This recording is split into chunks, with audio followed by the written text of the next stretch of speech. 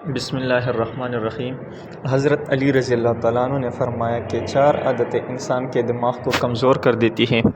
تو حضرت علی رضی اللہ تعالیٰ عنہ کے فرمان کے مطابق وہ کون سی 4 عادتیں ہیں جو انسان کے دماغ کو بہت ہی زیادہ کمزور کر دیتی ہے؟ حضرت علی رضی اللہ تعالیٰ عنہ فرماتے ہیں کہ وہ 4 عادتیں جو انسان ان کو اپنائے گا تو اس کا دماغ کمزور ہو جائے گا۔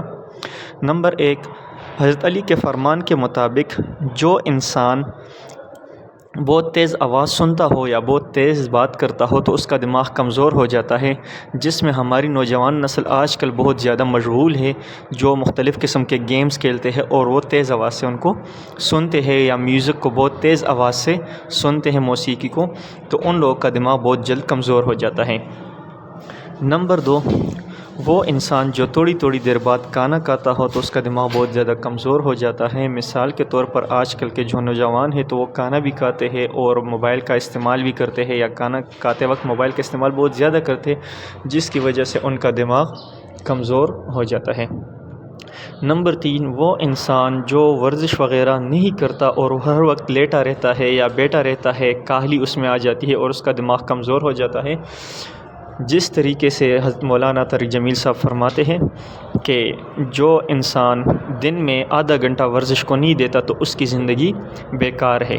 تو ورزش بہت زیادہ ضروری ہے، اس سے ہمارا دماغ تیز ہوتا ہے اور فریش ہوتا ہے۔ تو وہ انسان جو ورزش نہیں کرتا اور فضول بیٹھا رہتا ہے، جس میں کاہلی آتی ہے، اس شخص کا بھی دماغ کمزور ہو جاتا ہے۔ نمبر 4، وہ انسان جو سیکھنے کی کوشش کو چھوڑ دیتا ہے، وہ آگے نہیں سیکھتا۔